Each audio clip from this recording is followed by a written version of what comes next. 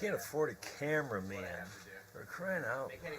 It was actually pretty good. You got to. Actually, I was embarrassed by it because I didn't look into your camera.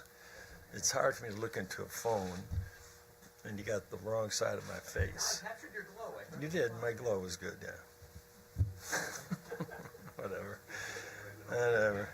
As you know, we live in the toy department of human affairs here. Try to keep it in perspective. Pat, can you maybe just start by giving us your thoughts on the 19-player roster you have assembled for camp? Yeah, it's. I'm happy with it. I think Eric is happy with it. It's more than enough to go into camp. All of our players that we brought back from last year are here. They're signed. And the players that we signed to D-League contracts, whether they were, two-way contracts, we have one, and also some affiliate contracts. The number 19 is enough. We don't want to just bring somebody in to add a 20th player or something, but Spose said that's enough. I believe it's enough, and I do believe unless Andy or Chet or Adam come up with another name for training camp, that is somebody that would be viable as a development player, then I think 19 is going to be the number.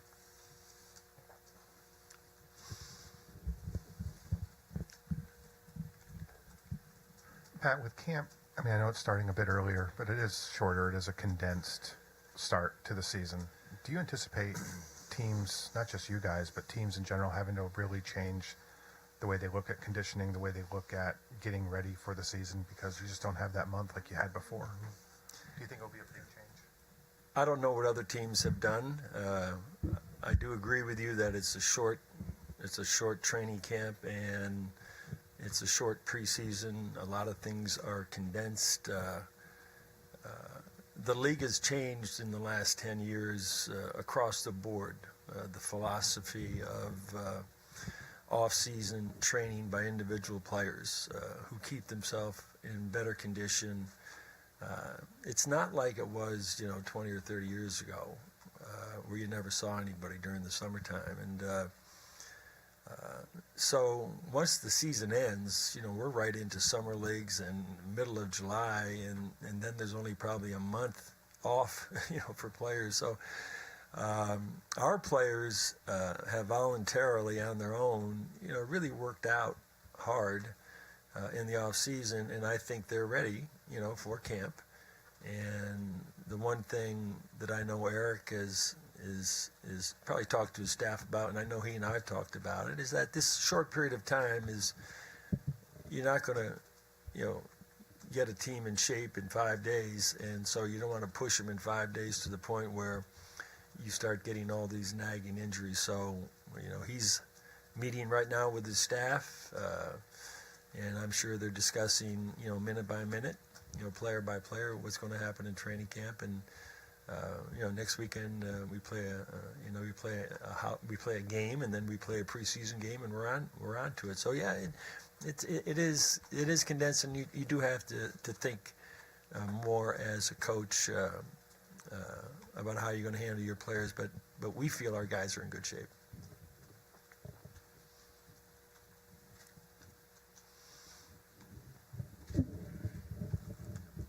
At the next frontier for Hassan, where specifically would you like to see growth this year, you and Eric?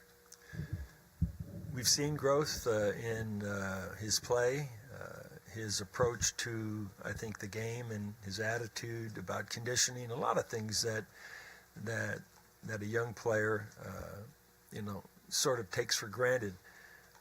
He was a physical specimen when we got him. He's incredible.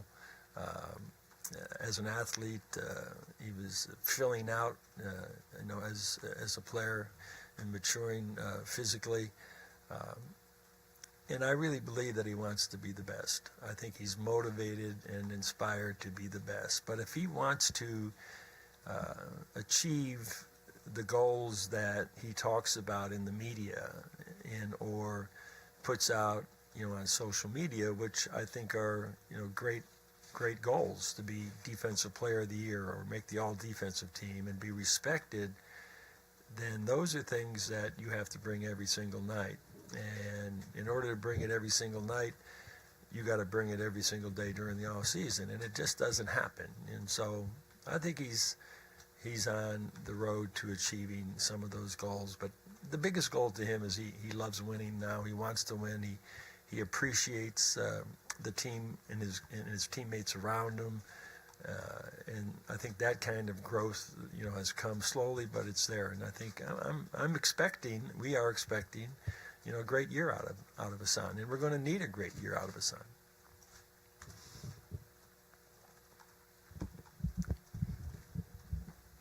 I know it's only been a few months, but what's been the most encouraging thing you've seen from Bam, and what do you think he can contribute, as a rookie this year? What I've been most impressed about with Bam is his maturity. As a 19-year-old player, he's very mature in the decisions that he makes, that he has made off the court, that he has made, I think, with the people that he surrounds himself with, his dedication to his mother, and why he's playing this game. It's real, and he's real. He's only had 4 months of competitive basketball at a real high level. We had the pleasure of having John Calipari down here the other day. He was making a run through on trying to recruit players, which we had nothing to do with, by the way. But he's allowed to stop by the facility, and he came into our facility, and Coach Spo and myself and some of the other coaches had a great time with him. And he said and believes that this kid hasn't even reached the ceiling, and that he really did hold them back last year to some extent because of his point guard play and perimeter players. But he feels like we might have the steal in the draft. And to continue on with your question is, we think not only is he mature, but he's very gifted. He's very talented. He's in great shape. And again, that's up to Eric and the staff to evaluate him as to how he plays and how he gets into the rotation. So it's going to be up to him. And what I'm excited about more than anything, and it's been a long time since I've been this excited about the competitiveness that we're going to see in this training camp. Players, all of them want to play. They want to start. They want minutes. And that can be good and that can be bad, but it's going to be fun to see it. Perimeters and bigs. It's going to be fun to see the competitiveness. And, Spo's wearing a T-shirt around with True Competitor on it, so he's letting people know, from the beginning what he's thinking about. I said, "Where'd you get the T-shirt?" He said, "I had it made." I said, "Why don't you get one from me?" But anyhow, the competitiveness is, I think, going to be highlighted in this training camp. Mike, you write that down? And the same fabric, by the way. Nice, that soft culture stuff we have.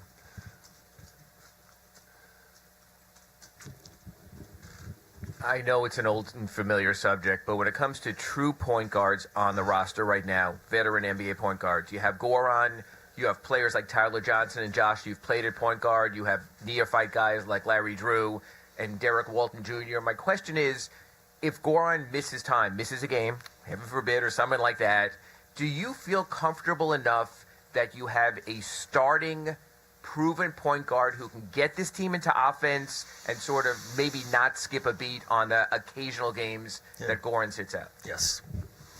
If we didn't feel comfortable with Tyler and with Josh and also with Dion, then we would have gotten probably exactly what you're talking about. A veteran, 10, 12 years in the league, can really play, is smart, can run an offense, et cetera, et cetera, et cetera, et cetera. But we don't feel like we need that. And if we did, then we would have it would have been easy for us to acquire that kind of player. So And the second part of that is the way that Spo coaches now and how his offense is set up. It's this word positionless now is true. Is that most of the teams that have gifted perimeter players that are two-way players are handling the ball, most of the time. And so I would like for you, because this is on your brain, Ira, all the time, is give me 5 of those guards in the league that are true point guards, and I'll go after them. Put them in your column one day, and maybe I'll go after them. But we have 3 guys that we feel like can play because the offense can be run through. Even James Johnson can run the offense, so we feel comfortable with that. And then the flip side of that would be defensively on the ball, though. There are a bunch of quick guards in this league. I know the rules make it difficult to guard man up anyway, but do you feel against those kind of guards you have the defensive option? I know Dion can do what Jay Rich can do with Tyler Johnson handling-wise, but do you feel defensively you have a sort of quote-unquote defensive stopper if needed in those situations? We got 3 of them or 4 of them. First of all, Goran is a heck of a defender. He gets after it defensively, and but when we want to put a stopper on a point guard, you can put Josh. Tyler gets after it. He can contain off the dribble. Josh can contain off the dribble. Or if he gets beat, he's blocking shots coming from behind. We put Justice on the ball. You put James Johnson on the ball. You put bigger perimeter players, I think, on these kinds of guards. You can trap them occasionally and take them out of their rhythm. But we have enough defenders that can play that. There's probably 2 or 3 guards in the league that you can't guard at all one-on-one. Westbrook, Kyrie, Harden, Isaiah. These guys are going to get by you, and I think probably a lot of it has to do because of the rules and the ability for these players to handle the ball illegally. And if I could have palmed the ball like when I was a player, I would have been a great scorer. But they actually called palming when I played, But there's only 3 or 4 guards in the league that are really like that. And then another familiar theme, but I don't mean to harp on this by any means. Justice Winslow does a lot of things very well. You've addressed the shooting, wanting to get better, but appreciating his overall package otherwise. Where does Justice fit in this lineup? And his I don't want to say redundancy with James Johnson, but because they have similar skill sets, might it be better to sort of separate them to always have that type of sort of 5-tool versatility on the floor, be it JJ or be it Justice? You can't be perfect with your rotation and your personnel and what everybody can bring to the table. You take a look at, the top 4 or 5 teams in the league, and you will see duplication athletically with size, quickness, hops, the ability to defend, the ability to shoot the 3, to take the ball to the basket, to bust out, to run the break, to run offense, etc. And we feel Justice is right there with everybody, So he has worked diligently and very hard since he had surgery. One of the hardest workers we've ever seen to come back from the surgery. And I don't think there's any redundancy there with James Johnson and Justice. I think there's similarities there that I love. He's a playmaker. He's a big game player. As far as making plays, they don't always have to be baskets. And so the more that he feels the pressure that he's got to score or he's got to shoot the ball is one thing he's going to have to get over, because we love him as an athlete, as a winner, as a teammate. He's just great to have on the team, and he's still just 20 years old. I think, has he turned 21 yet? I don't know. 21. It's and we have a young team. I like graybeards, and I'm liking all these young guys. They're making me, I don't know if my beard's going to get darker unless I put some stuff on it, but I like these young kids, and I love Justice. So I think your questions about him are, it's probing, and I think it's honest and it's objective. But I think he's going to overcome that because he's a winner.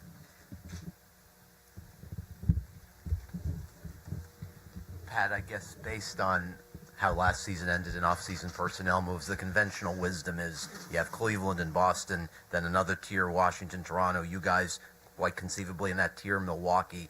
How do you think you all measure up in the East, and how do you measure up to Cleveland and Boston at this point, do you think? Well, everybody's giving teams something. You know, the preseason ratings are prognosticators, and the ones that I respect, all of you, you know the league. The writers who know the league, I think, evaluate the league intelligently and coherently, and they can, I think, do a pretty good job of rating teams and where they might finish. And that's the big question, where they might finish. So many things happen during the regular season, with teams, and sometimes the teams at the top, they may not go as hard as you would think. It doesn't mean as much anymore to win 60 games. You just want to get a position in the playoffs and save yourself for the playoffs.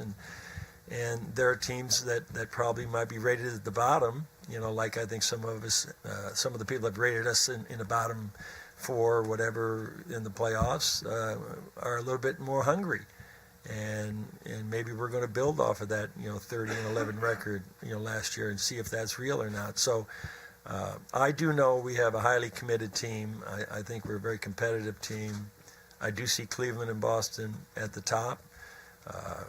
There's some question marks a little bit with the Celtics, not from a talent standpoint, but they lost 10 out of their 14 teams, 14 or 15 players last year that had the best record in the East, and you don't know how that's going to really play out. So, Cleveland lost, who I thought was, next to Steph, probably the best point guard, true point guard, both ways in the league, and Kyrie, and they got a great one back, but there's questions there. So, I think everybody sees an opportunity.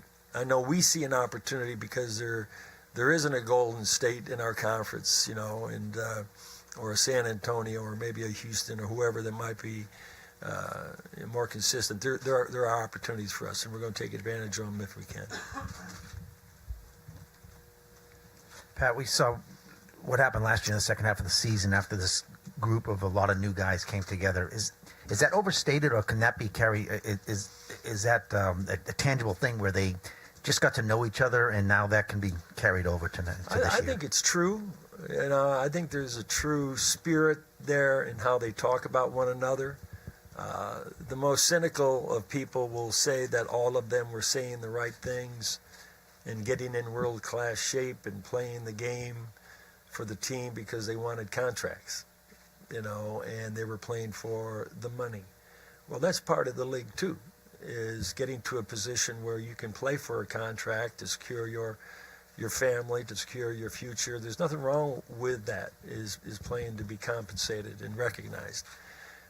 But I don't look at it that way. I look at our group of guys as they were very serious about the camaraderie and how they felt about one another. And I think the words that come out of that locker room are true. And a lot of it has to do with the leadership, with Coach Spo and his staff. I think they made a tremendous effort last year to foster and create that kind of environment where this brotherhood in the locker room could happen. Guys weren't, at least not publicly, whining about minutes or complaining about not playing or who's taking the last shot. They just all wanted to win. I mean, occasionally that happens. We have to talk to them about what somebody tweets out after the game while they're emotional, or something. But and I don't think as a president or as an owner and Mickey or as the head coach with Eric that you don't want some players who are disappointed if they're not playing. So we got a very, very competitive locker room, and I do believe that what they were saying last year is true. And we're going to see if that 30-11 record is what they're about. And it should be, because they played extremely well the second half of the year, and there's no reason why they shouldn't, this year. But I'm not saying that, we're going to win 60 games, but that was a pretty impressive run, for our team. The disappointment was not making the playoffs, that's all. that was the last little piece of sugar that they didn't get, because even in the A spot, I think it would have been win or lose, to play against Cleveland or Boston. Making a difference would have been just a great matchup for our guys, and they would have gained experience from it. But it didn't happen, so maybe not making the playoffs might be the carrot this year to motivate them even more. I know I have to finesse this. You don't have to finesse anything. Yeah, oh, I do. Oh, you Last do? year at this time, you spoke about Dwayne Wade moving on and sort of second thoughts and how you wish it might have played out differently. Yesterday on the radio in Chicago, John Paxson addressed the possibility of a buyout for Dwayne because of the direction the Bulls are going. Is that something on your radar right now? And how does that sort of factor in when you look at this season's rosters, your mid-level exception that remains, and other possibilities? Well, other than absolutely being in love with Dwayne Wade, because of our relationship, over the 13 years that he was here, and remembering when Jason Terry, missed that shot in Dallas, and Dwayne, collared the rebound through to the heavens, and we won the championship, and he was the MVP of that series. Probably one of the greatest series that any player has ever had in the finals. Other than that, if something happens, and I can't speak to this because he's under contract to them, I'm just speaking of my experience with Dwayne, and I saw Gabby the other night on the Emmys, and Chris and I were talking about how beautiful a woman in person. She was stunning at the Emmys, and to see him sitting in the seat next to her at the Emmys, I said, man, we both have come a long way, and so I feel great about our relationship that we had over the 13 years, and anything that happens from a personnel standpoint down the road, or any opportunities that are there, we're always going to approach that. But right now he's under contract. He's under contract with Chicago, and no, I wish him the very best. Did I finesse that enough for you? Yeah, I think we finessed both ways. Sorry, I'm finishing that quote, Pat. And buy Gabby's clothing line too, by the way. Chris already has. It's great stuff. The other guy from '03 that you still have, how critical is Udonis's role going forward? Obviously, he's not on the court as much as he would like, but I know his value to the room hasn't changed. Do you expect that value to stay the same, maybe even grow with this whole team basically coming back? I don't have to speak to Udonis, and what he does. You all know him. He's the real deal.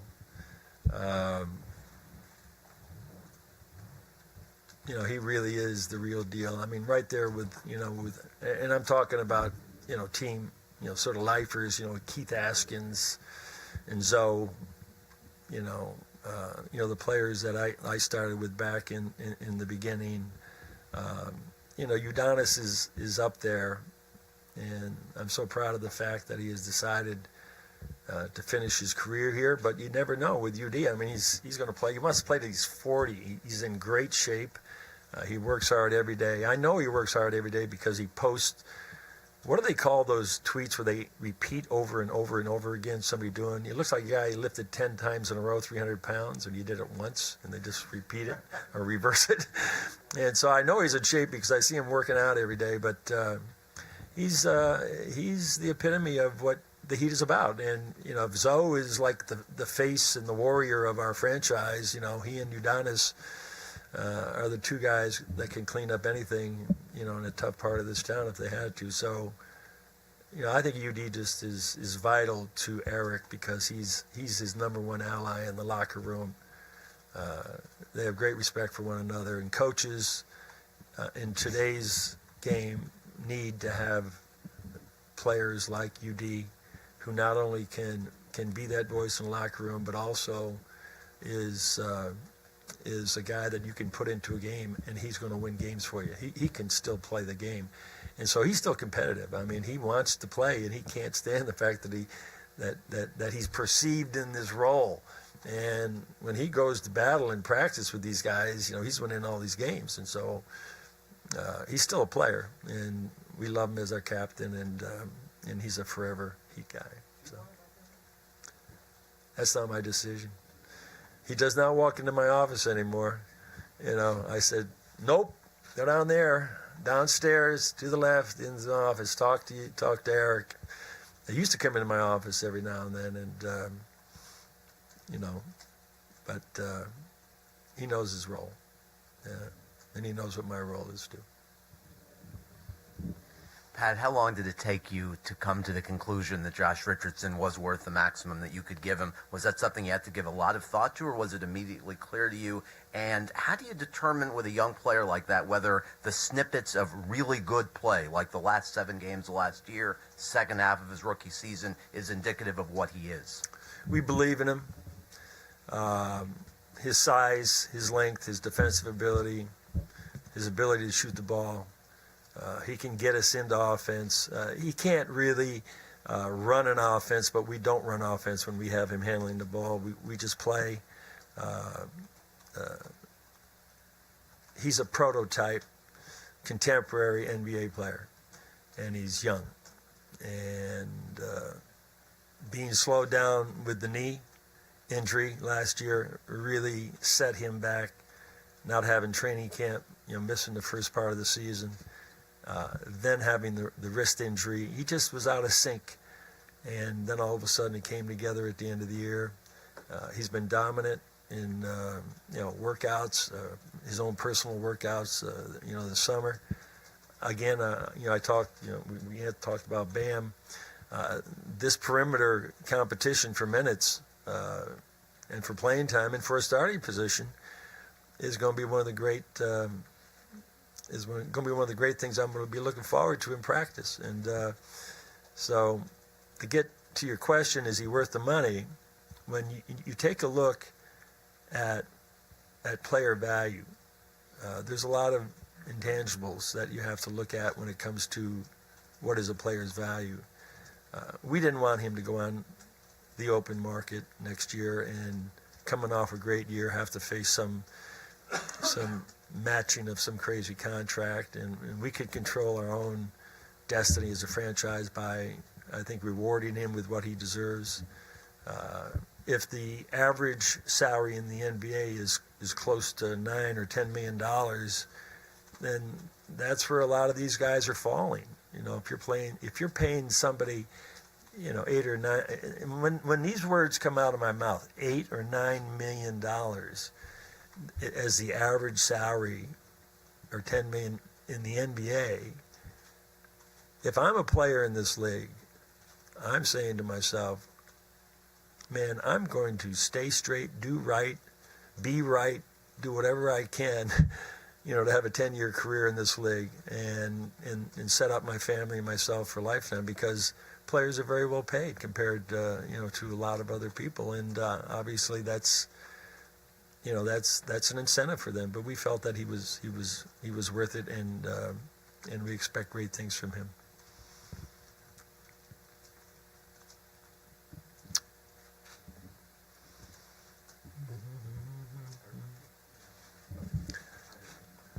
I can go deep today if you want. I'm sort of feeling it today if you want, but it's up to you. Look, we have now. Tim is in the back, and we have a new bodyguard over here in Maddox. Okay, yes, yeah, he's known. He's got the microphone over there, and he's ready to wield that. And I saw in the media guide he's listed 4 inches taller this season. So Pat, he's great. You've always spoken and mentioned that you have had star-based rosters and gone out for those kind of players. Obviously, all your Showtime teams, Patrick in New York. You got here a month later, Alonzo arrived, then Tim Hardaway, then Shaq. This is a different roster now for a couple of seasons than we really seen you put together, where no player has ever been an all-star, and it's a more ensemble approach. Right. Is this a concession to salary cap and luxury tax in the way of the NBA? Is this maybe coming up short in free agency? And what's this sort of starless world? without the ultimate star you've surrounded your entourage with. Yeah. What's it like for you having this type of roster? There were only, I think, 12 All-Stars in the Eastern Conference last year, correct? Yeah. So there's only 12 All-Stars, out of, so if there's 450 players, there's 225 in the Eastern Conference. But so there's only 12 of them. So we feel like we had players last year who had All-Star years. They just weren't selected. As far as having stars, we do have some stars on our team, but they're not considered that. And the question about free agency, I respected the fact that Kevin Durant actually gave us an audience when we went up to the Hamptons to talk to him.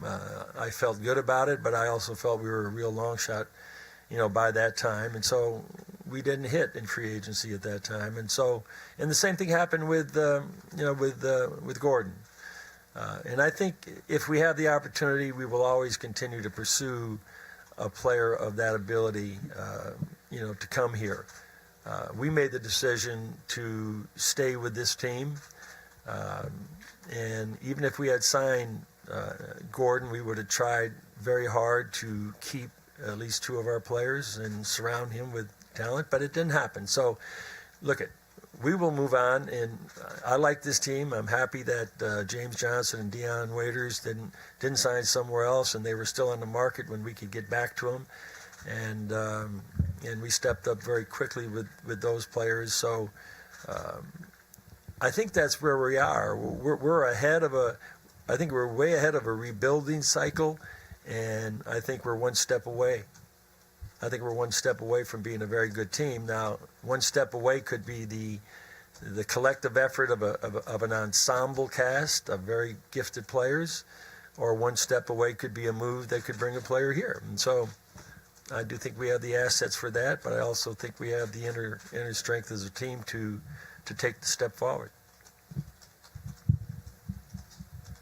Pat, when you go back to what the team did 3-4 years ago with the statement after Trayvon and some other things that LeBron, Dwayne, those guys, they used their platforms more than a lot of superstars did in the past. How would you say that activism among athletes has changed since you first got into the league? What Bill and Kareem had to go through, and it's different then obviously than now, but we're seeing statements, but would you say that what we're seeing today really counts as activism by athletes?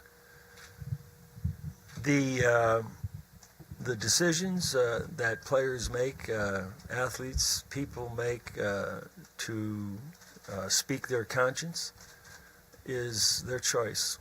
And, we live in a world where you have an opportunity to speak that conscience. And so I do believe that some of the players in the NBA that have huge platforms have spoken very well on the subject that I know you're talking about, and they explain it in a way that I think is accurate, for them and how they feel about it, and it gets to a lot of people. There are other people that do it in a way that creates tremendous controversy, but it's their choice and their conscience, and we give that to them. Our players last year, came to me and to Eric and decided that they were going to, in unity, lock arms, and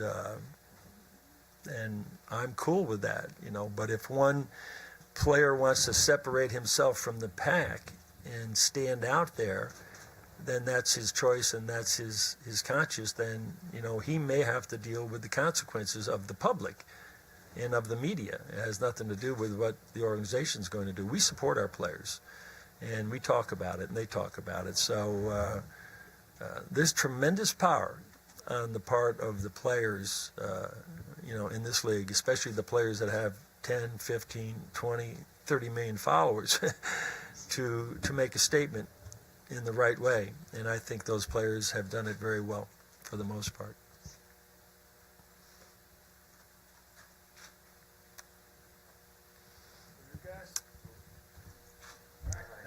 Okay, you guys.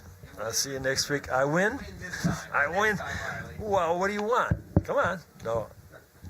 The trouble is I follow you every day, you see. I follow you all the time. Come on. Donovan, you get up here. Okay. You guys have a good day. See you Monday.